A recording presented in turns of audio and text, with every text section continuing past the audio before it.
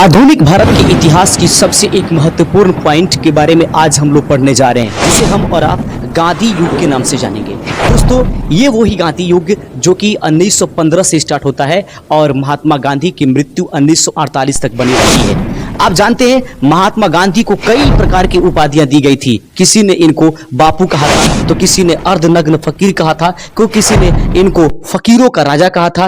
भर्ती कराने वाला सार्जेंट के नाम से तो किसी व्यक्ति ने इन्हें महात्मा, तो किसी ने राष्ट्रपिता कहा था। वहीं पर बात करें तो आधुनिक युग का जो अजात शत्रु है, इनको कहा जाता है मलंग बाबा के नाम से ये जाने जाते हैं। देख लीजिएगा, दुनिया जब अपने चेहरे बदल रही थी, दुनिया जब अपने समय बदलने के चक्कर में पड़ा हुआ था, तो ये कूली बैरिस्टर यानी कि महात्मा गांधी जो है अपने देश के लिए अपनी दुनिया ही बदलने की। तो शुरुआत करते हैं दोस्तों आज की इस वीडियो को और देखते हैं 2 अक्टूबर 1869 ईस्वी को पोरबंदर गुजरात में जन्म लेने वाले एक महान शख्सियत, जिनके बारे में यहां पर रहने वाला अल्बर्ट आइंस्टीन ने कहा था कि हम दुनिया को कैसे इस प्रकार से हम दुनिया को कैसे बता पाएंगे कि इस ऐसे भूमि पर भी ऐसे महान आत्मा भी चला किया था कभी। तो दोस्तों, हम आज बात करेंगे महात्मा गांधी से संबंधित एक एक बिंदुओं को गौर से समझिएगा। 2 अक्टूबर याद रखेंगे, 2 अक्टूबर 1869 ईस्वी को जन्म लेने वाले कौन? महात्मा गांधी। याद रखेंगे, महात्मा गांधी का जन्म जो है वह 2 अक्टूबर 1869 ईस्वी को होता है। याद रखेंगे, यह जो स्थान था वह स्थान दोस्तों पोरबंदर, जो कि गुजरात में है। पोरबंदर गुजरात में होता है। पोरबंदर गुजरात, आप लोग ध्यान रखिएगा। उनके पिताजी का नाम हम लोग सब लोग देखेंगे। पिता का नाम था क्या? करमचंद गांधी। याद रखेंगे, करमचंद गांधी। और करमचंद गांधी के बाद इनकी माँ की जो नाम था उसे हम और आप जानते हैं पुतली बाई के नाम से।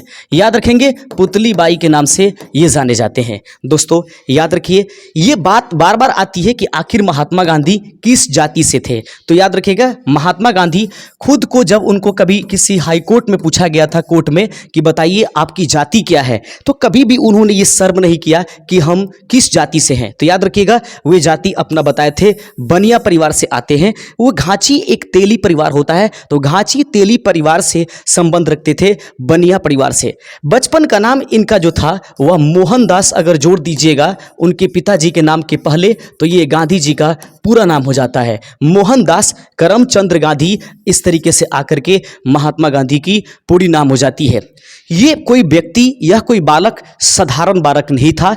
इस व्यक्ति का यानी कि महात्मा गांधी, मोहनदास करमचंद गांधी के जो पिताजी तो थे वह करमचंद गांधी, वह एक दीवान थे। हाई स्कूल से अपनी प्रारंभिक पढ़ाई करने के बाद दोस्तों याद रखिएगा, इनकी जो शादी हो जाती है वह महज कितने वर्षों की उम्र में हो जाती है? तो महात्मा गांधी की शादी लगभग 14 वर्ष, याद रखेंगे 14 वर्ष के करीब करीब में हो जाती है। जो शादी का जो इनका डेट था यानी कि इनका जो उम्र था वो 1883 ईस्वी में आप जोड़ सकते हैं, लगभग 14 वर्ष के थे जब इनकी शादी कस्तूरबा गांधी से हो जाती है।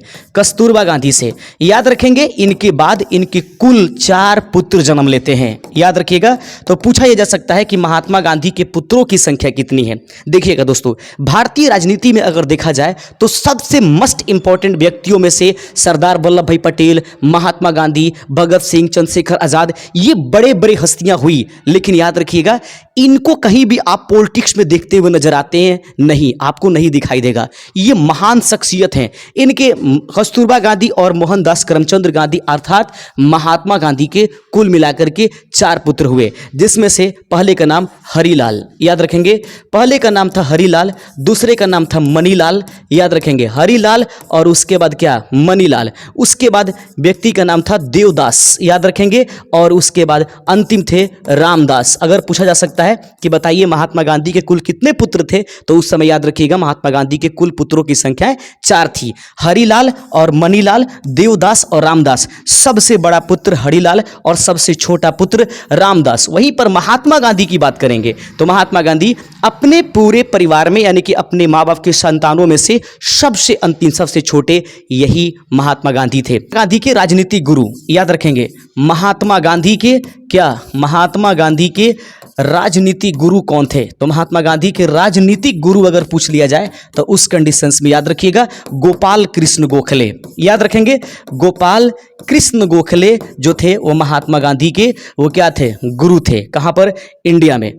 दोस्तों महात्मा गांधी को कई नामों से जाना जाता है, लेकिन बात ये रहेगी कि महात्मा गांधी को बहुत ज़्यादा प्रताड़ना भी झेलना पड़ा। 1888 ईस्वी में, याद रखेंगे 1888 ईस्वी में वे मुंबई से जो है चले जाते हैं लंदन। याद रखिएगा लंदन, और लंदन जाकर के वो बैरिस्टर की डिग्री प्राप्त करते हैं। याद रखिएगा बैरिस्टर की डिग्री प्राप्त करते हैं और यह बैरिस्टर 1891 ईस्वी में उनको प्राप्त हो जाता है। उम्मीद कीजिए कि 1891 ईस्वी अगर देख लिया जाए तो इधर कुल मिलाकर 21 और इधर 1 वर्ष, 22 वर्ष 23 वर्ष की उम्र, 21 से 22 वर्ष की उम्र में महात्मा गांधी एक बैरिस्टर हो जाते हैं। अब रहेगी बात कि दोस्तों ये बैरिस्टर क्या होता है। लॉ की डिग्री अगर कोई व्यक्ति लंदन से प्राप्त करता है तो उस व्यक्ति के नाम के पहले बैरिस्टर शब्द जुड़ जाता है। यही खास बात होती है भारत से लॉ की कानून की पढ़ाई लेकर के डिग्री लेना और लंदन से पढ़ाई करके डिग्री को प्राप्त करना। तो याद रखिएगा इतना बड़ा शख्सियत यदि चाहते तो बहुत आगे जा सकते थे, यानी कि पैसों के मामले में, अर्निंग के मामले में, लेकिन उनके ऊपर देशभक्ति, राष्ट्रवाद सवार था, और एक ऐसा राष्ट्रवाद जो कि कभी भी हिंसा पर नहीं बल्कि अहिंसा पर, सत्य और अहिंसा पर चलने वाले, इनका ये मूल मंत्र था महात्मा गांधी का। 1893 ईस्वी का वो दौर है, याद रखिएगा 1893 ईस्वी का वो दौर है जब महात्मा गांधी एक व्यक्ति की पैरवी करने के लिए अर्थात मुकदमा लड़ने के लिए साउथ अफ्रीका जाते हैं। याद रखिएगा 1893 ईस्वी में वह व्यक्ति था अब्दुल्ला। याद रखेंगे, क्वेश्चन पूछा जा सकता है कि बताइए किनकी ये करने के लिए, केस लड़ने के लिए महात्मा गांधी यानी पैरवी करने के लिए साउथ अफ्रीका जाते हैं, तो उनका नाम क्या था? अब्दुल्ला। तो सबसे पहले 1893 ईस्वी में।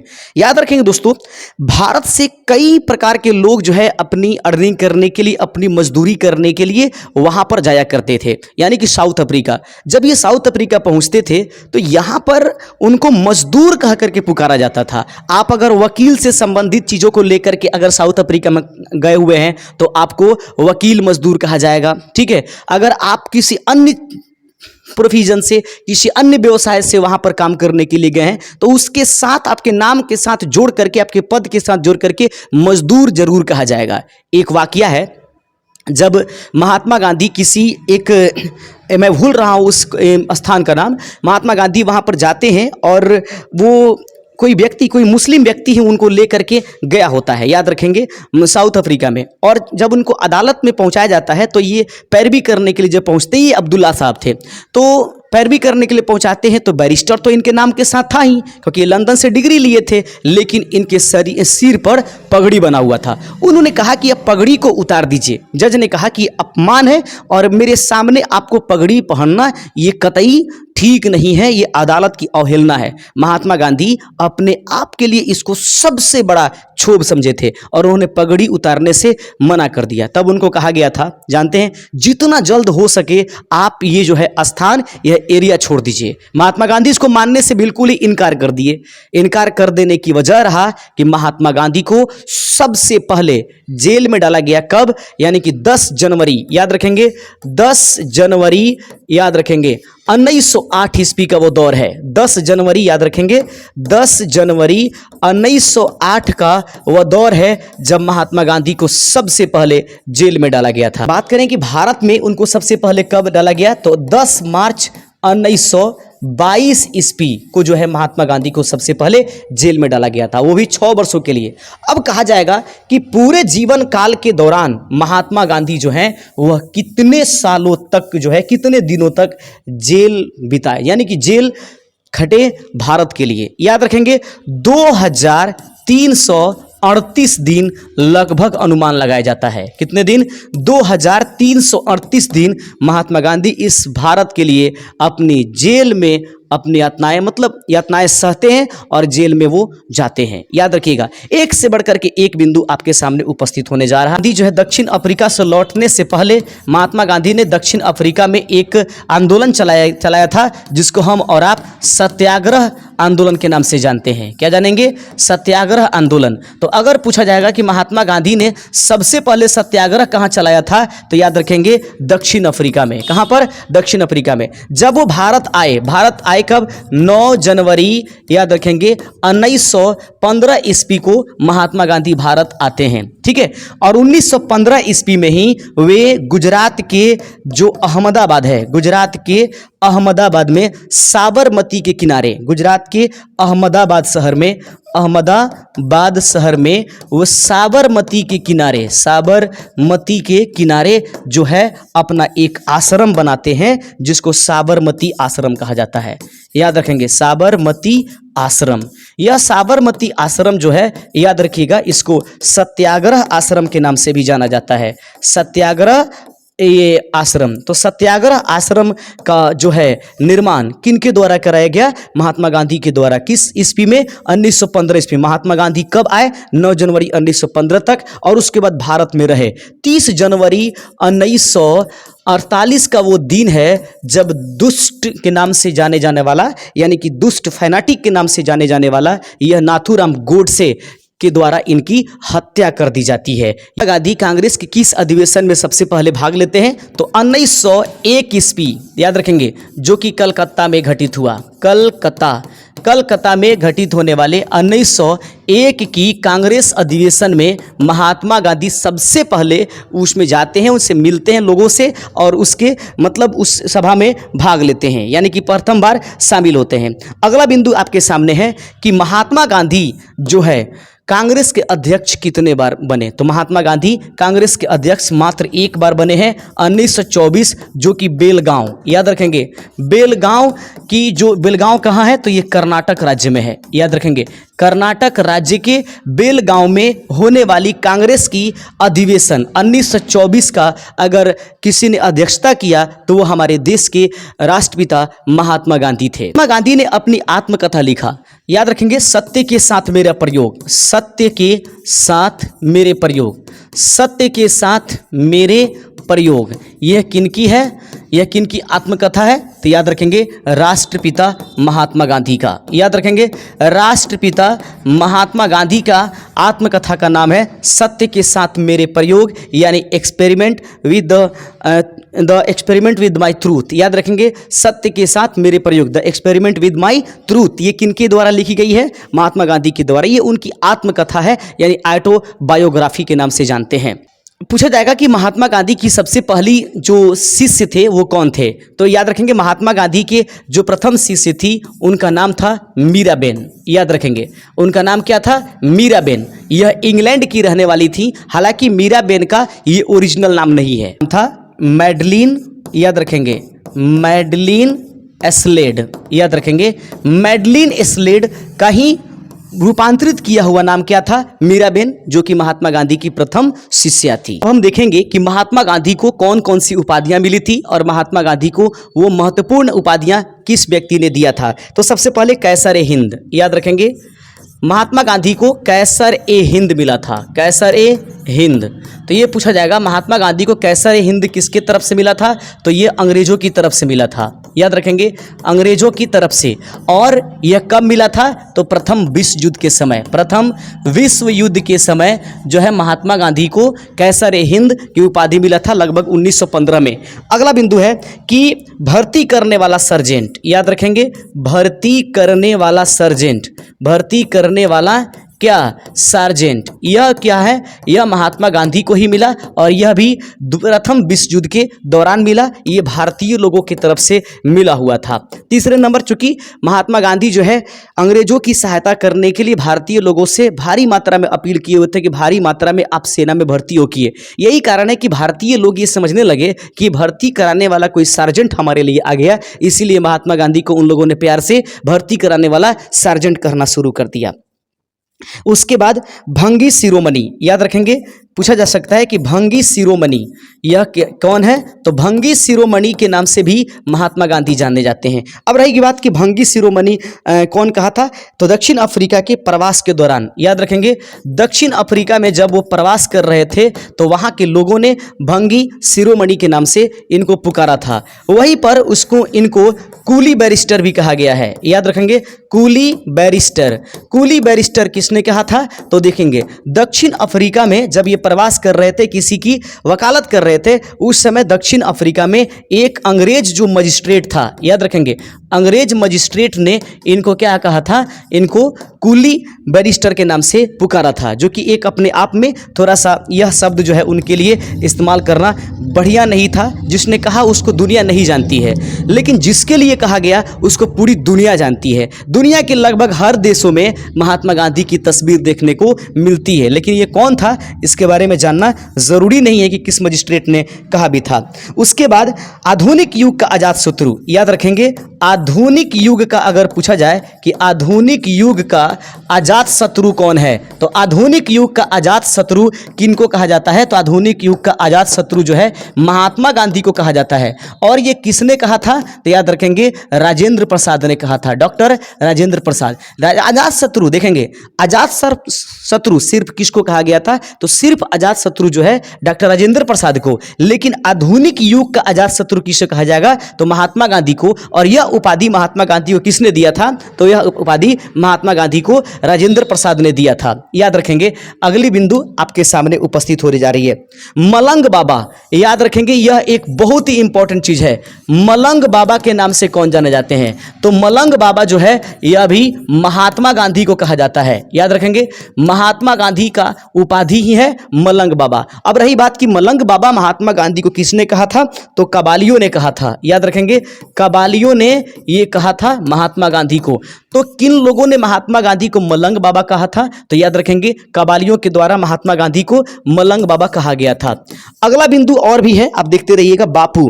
याद रखेंगे, बापू महात्मा गांधी को मुख्य रूप से किसने कहा था? तो पंडित जवाहरलाल नेहरू। याद रखेंगे, पंडित जवाहरलाल नेहरू के द्वारा बापू कहा गया था। और यही वो पंडित जवाहरलाल नेहरू जो है बापू यानी कि महात्मा गांधी, जब इनकी मृत्यु हुई तो इनकी मृत्यु पर शोकाकुल होकर के इन्होंने कहा था कि मेरे जीवन से प्रकाश चला गया।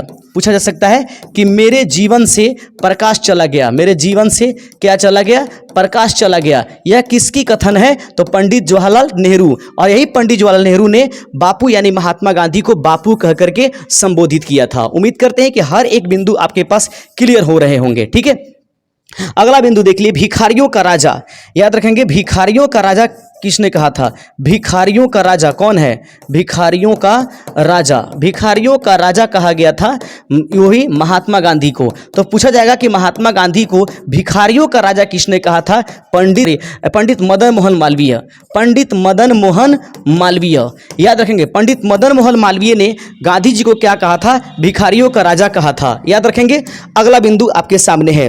अब आते हैं राष्ट्रपिता, सबसे इंपॉर्टेंट, कई बार क्वेश्चन पूछा गया था है, राष्ट्रपिता महात्मा गांधी को किसने कहा था? तो वो थे सुभाष चंद्र बोस। याद रखेंगे, सुभाष चंद्र बोस ने महात्मा गांधी को जो है महात्मा गांधी को इन्होंने क्या कहा था?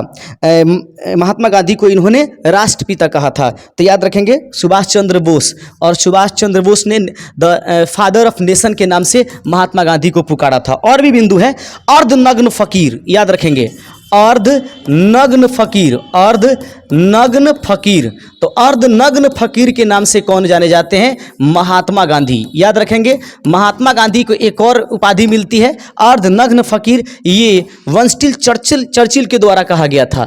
विंस्टन चर्चिल के द्वारा, जो इंग्लैंड का प्रधानमंत्री था। ठीक है, चर्चिल के द्वारा महात्मा गांधी को अर्धनग्न फकीर का उपाधि दिया गया था। One man boundary of force. याद रखेंगे, one man boundary of force, one man boundary of force. याद रखेंगे, ऑफ क्या लिखेंगे? फोर्स।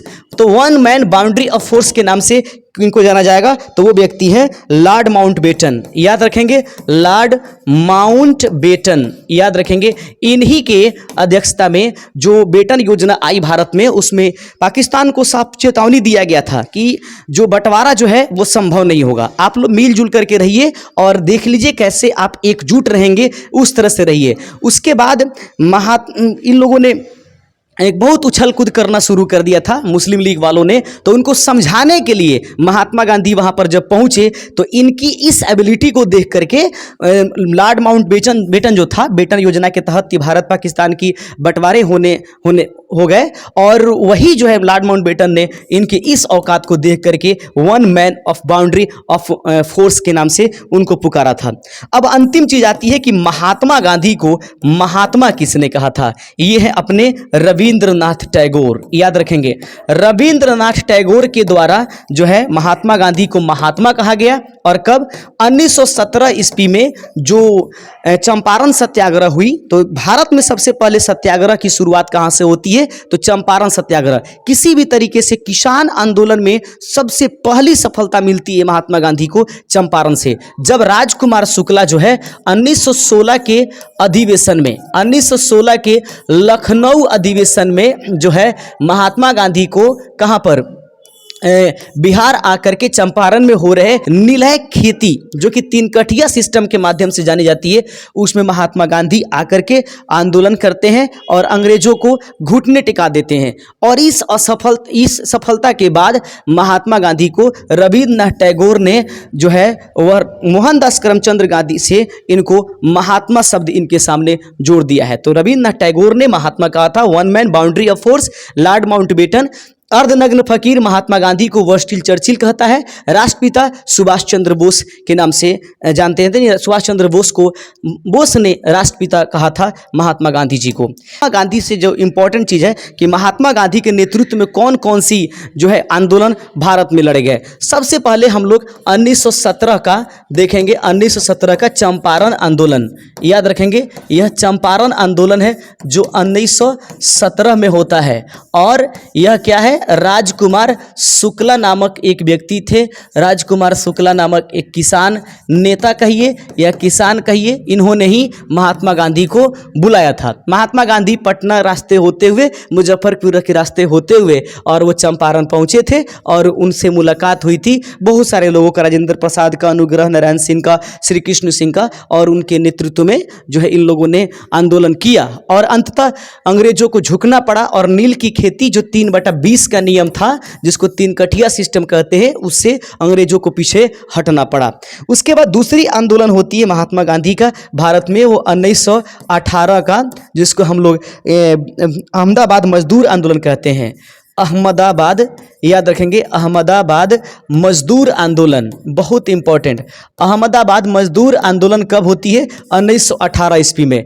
किनके नेतृत्व में होती है? तो यह भी महात्मा गांधी के नेतृत्व में होती है। इसी आंदोलन में महात्मा गांधी ने सबसे पहले भूख हड़ताल किया था।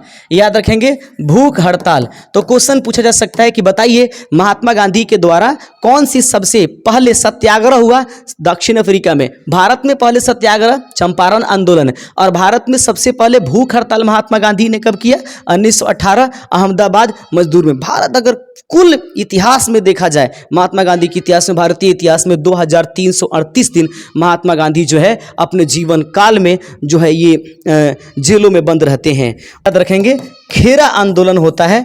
यह खेरा आंदोलन जो था यह भी किसान से ही संबंधित था और यह 1918 में होता है। 18 में पूर्ण किसान आंदोलन था। याद रखेंगे, इसकी विशेषता क्या थी? पूर्ण किसान आंदोलन। तो पूछा जाएगा कि निम्नलिखित में से कौन सा आंदोलन महात्मा गांधी के जीवन का एक पूर्ण किसान आंदोलन था? तो उस समय खेरा आंदोलन कहिएगा। खेरा आंदोलन 1918 में होती है। अहमदाबाद मजदूर आंदोलन भी 1918 में, 1917 में चंपारण आंदोलन होती है। 1919 में एक आंदोलन होती है जिसे और हम और आप खिलाफत आंदोलन के नाम से जानते हैं। याद रखिएगा, खिलाफत आंदोलन। तो पूछा जा सकता है कि खिलाफत आंदोलन का नेता कौन था? तो खिलाफत आंदोलन का नेता माननीय महात्मा गांधी हमारे देश के राष्ट्रपिता थे, महात्मा गांधी। एक दिलचस्प बात आपको बता रहा हूं कि महात्मा गांधी को एक बार भी नोबेल पुरस्कार नहीं मिला है, लेकिन महात्मा गांधी के नामों की घोषणा लगभग नाम लिस्ट में रखे गए हैं 3 से 4 बार, लेकिन एक बार भी महात्मा गांधी को नोबेल पुरस्कार नहीं मिला। क्यों नहीं मिला, इसके पीछे कारण है।